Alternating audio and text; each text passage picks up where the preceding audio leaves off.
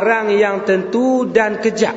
Barang yang tentu dan kejap pada pandangan dan suluhan akal. Apabila kita pandang, kita tilik, kita suluh dengan akal kita, benda tu dia tentu. Dia tentu apa? Oleh adanya. Benda ni tentu sebelah ada. Benda yang tentu sebelah ada, tu dia panggil benda wajib. Duk sebelah ada, tentu sebelah ada. Apa mana ada? Artinya barang yang sungguh, yang tiada membenar akal akan ketiadaannya. Benda ni benda tentu sebelah ada, dak sebelah tiada. Tu barang yang tentu sebelah ada, dak sebelah tiada. Tu dia panggil barang yang wajib pada akal. Baik, apa makna adanya? Artinya nak mentafsirkan makna adanya. Adanya yang ni barang yang sungguh. Kena di atas barang yang sungguh, tu perkara yang wajib. Maknanya kesimpulan dia, mafhum dia, perkara yang wajib ni ialah kena di atas barang yang ada tak terima tiada. Dan juga barang yang sungguh tak terima tiada. Tak terima dak. Barang yang sungguh, barang yang ada, pertamanya benda wajib ni ialah kena di atas barang yang ada, perkara yang ada tak terima tiada. Tu dia panggil barang tentu ada. Barang yang ada tak terima tiada. Kesimpulan dia barang yang sungguh, tentu sebelah sungguh dia panggil. Ataupun barang yang sungguh tak terima dak. Tu barang yang sungguh tak terima tidak. Tu dia panggil perkara yang wajib. Ini setengah daripada istilah-istilah yang digunakan di dalam ilmu tauhid, ilmu usuluddin ni. Benda ada. Benda ada, benda sungguh. Ada lawan dia sungguh. Tu muqabil dia sungguh. Ada benda ada lawan dia tiada. Benda ada lawan dia tiada. Lawan dia tiada. Benda sungguh lawan dia dak. Tu istilah dia. Benda sungguh lawan dia dak. Kita bagi satu contoh. Nak bagi faham benda ada, beza antara benda ada, benda sungguh. Benda tiada, benda dak. Ini kalau bagi mereka yang tak biasa mendengar istilah-istilah di dalam pengajian ilmu tauhid ni, kuranglah sikit kefahaman tu. Kita kata, kita ambil satu contohnya, kita ambil retah ni.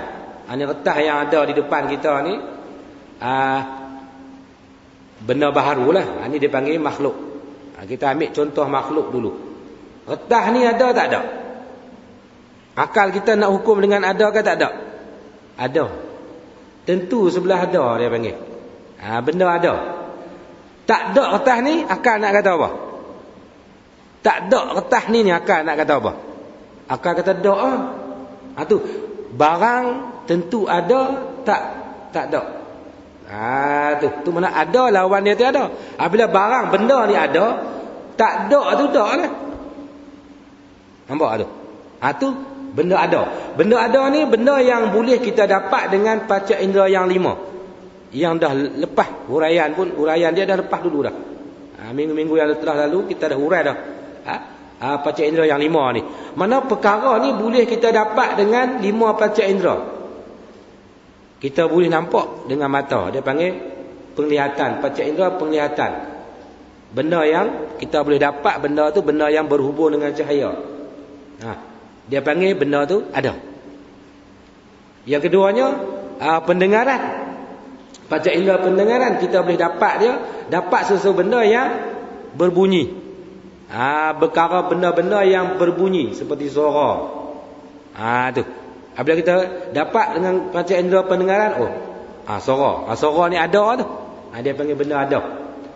Dan yang seterusnya, yang ketiga, yang kita dapat dengan penyentuh. Panca indera penyentuh akan perkara-perkara, benda-benda yang hangat, sejuk. Tu. Yang seterusnya, perkecak. Perkecak. Kita boleh dapat perkara-perkara yang perasa seperti masin, manis, tawak, pahit dan sebagainya. Yang kelimanya pencium. Kita boleh dapat wangi-wangian. Tu akal hukum benda tu ada. Kita bau bunga, bau wangi.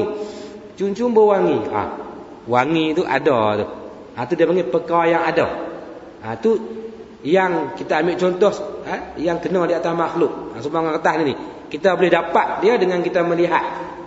Ada ni. Tentu sebelah ada. Tak ada tu tak lah. Tu benda ada dia panggil. Kemudian benda sungguh.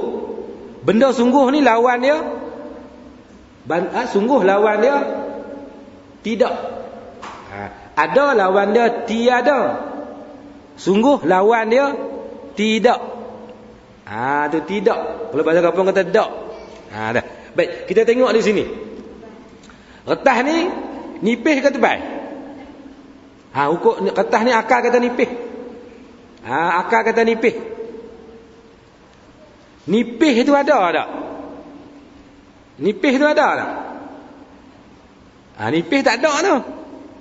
Nipis tak ada ni. Yang ada kertas. Kertas ni ada. Nipis tak ada. Tapi sungguh. Nipis ni sungguh. Nipis kertas ni sungguh. Tu. Bukan ada pun. Tu. Beza antara ada dengan sungguh. Supaya kita tanya satu kelakuan. Seorang tu. Kita pergi rumah seorang tu kita tanya. Pergi bagi salam. Assalamualaikum. Kita tengok anak dia keluar. Tanya. Ayah ada tak? Ayah ada tak?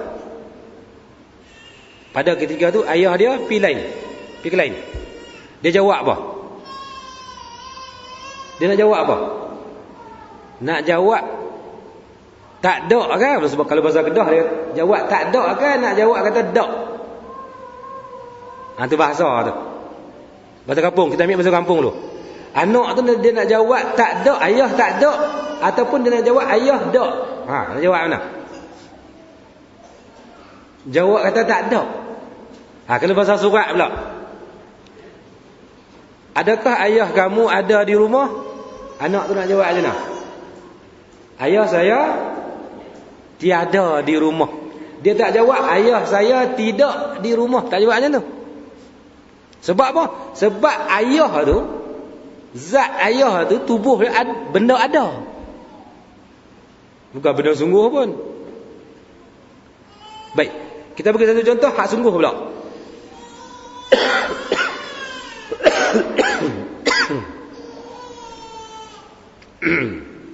Satu contoh benda sungguh. Kita tanya apa? Contoh dia,